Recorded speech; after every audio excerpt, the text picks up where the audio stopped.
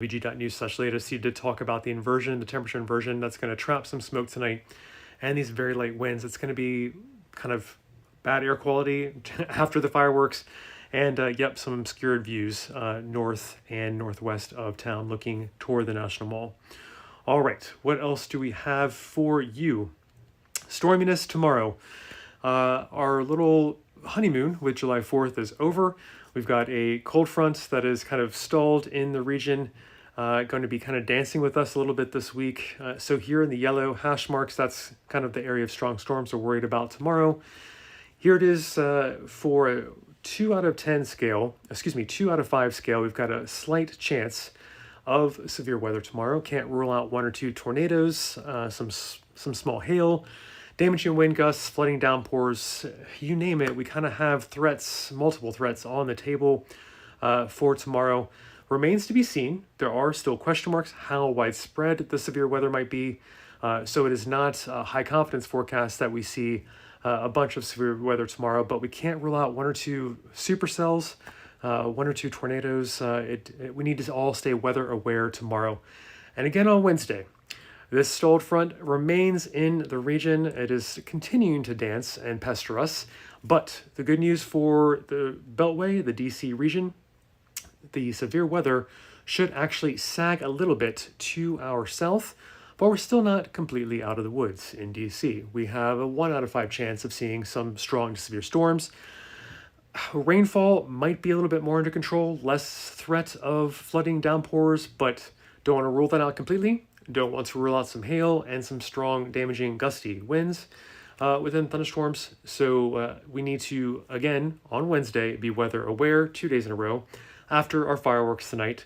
Should be going off around 9:10 p.m. So I'm going to make sure I'm off the air in 10 more minutes before the fireworks go off at 9:10 p.m. Plenty of time. But I wanted to at least give you the flags that we have strong storms possible on Tuesday and Wednesday this week. Now, I appreciate you tuning in on a holiday for our holiday Sunset Live chat Q&A. Weekly, we do it on Sundays usually, but usually when there's a holiday, we try and do a holiday Monday. So our next time we'll do this on a Monday will be Labor Day probably. So for the rest of the meteorological summer, you will see me on Sundays for our weekly Sunday Sunset chat. But the sunsets, they'll get earlier and earlier. We actually have already subtracted 2 hours from our evening lights. Hopefully you haven't noticed at all. Just 2 minutes. We're back down to an 8:36 p.m. sunset. And make sure you're following us on YouTube, on Twitter, on Facebook. We've simulcast you live right now on all 3 channels. Sorry, comments are not appearing to load. But I really thought that this would work today. But at least it looks like I have good broadcast ability to you right now, and looks like I've pushed to Twitter, Facebook, and YouTube for you. All right, great. So right now, winds outside of thunderstorms tomorrow could be a little bit noticeable. Some breezes are possible, but again, inside thunderstorms, we might see some strong storms produce damaging wind gusts. So just to keep that in mind, wind is a little bit on our minds tomorrow with the potential for strong, severe storms. Rainfall amounts this week, they could add up, especially Tuesday afternoon into early Wednesday morning. We need to watch the threat again for some flooding downpours, potentially. But this good news is this 1 to 3 inches of rain is hopefully, this is spread out over a few days, a few rounds of thunderstorms through Friday night into perhaps Saturday. This is going through Saturday evening at 8 p.m. this upcoming Saturday. So luckily, this is spread over a few days, but it does not mean that your location could see a repeat line of thunderstorms training like train tracks are just rolling these thunderstorms over you multiple times. We could see waves with unlucky folks move over 2-3 times, producing multiple flooding downpours within one evening. So we need to watch that for Tuesday and Wednesday especially. Year to date, though, we can notice on our map surpluses and deficits in our region thanks to the hit or miss nature of these thunderstorms, which, in the warm season in DC, that's the primary source of our rainfall, of our water source for this time of year. We don't get those broader storms like nor'easters bringing us a shield of consistent rainfall that spreads over the region. Unfortunately, we're going to have one county away been a deficit, as you note here in some of the reds and oranges, under 100% of normal year-to-date rainfall. And in the green, we've got surpluses of rainfall, for year to date, over 100% of what you normally see by this time of year. You can see very wet patches kind of east to west along kind of the meridian, the longitude of Washington, D.C., but down near Harrisonburg, portions of Virginia, central Virginia even has some pepperings of deficit colors below what is normally expected this time of year in the yellows and oranges, and also up into Pennsylvania, southern New Jersey as well. So we'll continue to have complaints and folks saying we've gotten too much rain. Some folks will complain about too little rain for their garden or farm. It's just the nature of hyper local thunderstorms giving you a downpour or not going over your area for a week or two. So keep watering those gardens as you need to. And the good news is, broadly speaking, the atmosphere is leaning toward above average precipitation for next work week as well. Temperatures going to the weekend should mainly be in the 80s. Humidity might come down a little bit Saturday, maybe another notch on Sunday, and rain chances hopefully ebb by Saturday, but looking like by Sunday, fingers crossed.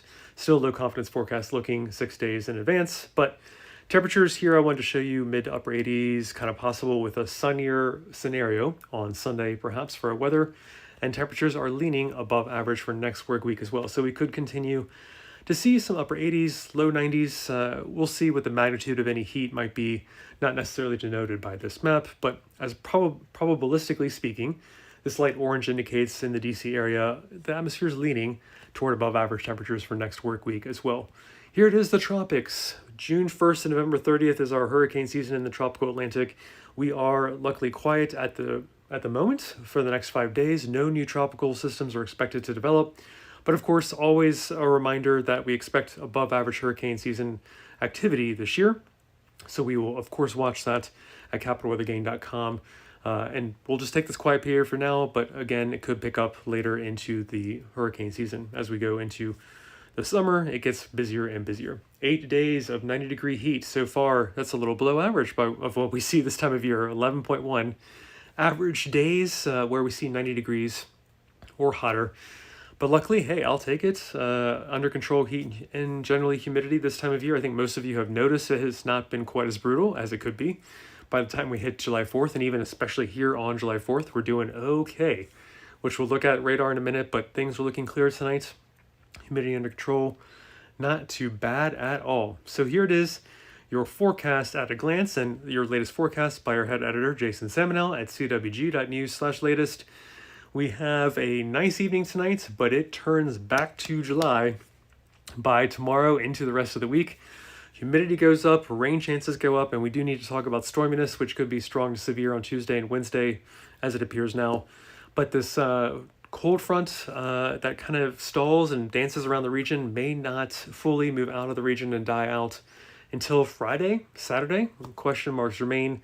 We'll keep you posted at capitalweathergain.com. We are there on the blog for you 24/7.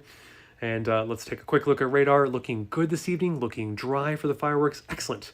But you can see a little, if you really squint, you can see a little wisp there of the wind motion. That's east-southeast. The radar is able to track it, the high-def radar is able to track some of the movement of moisture off of the Chesapeake Bay as it moves from east-southeast to west-northwest.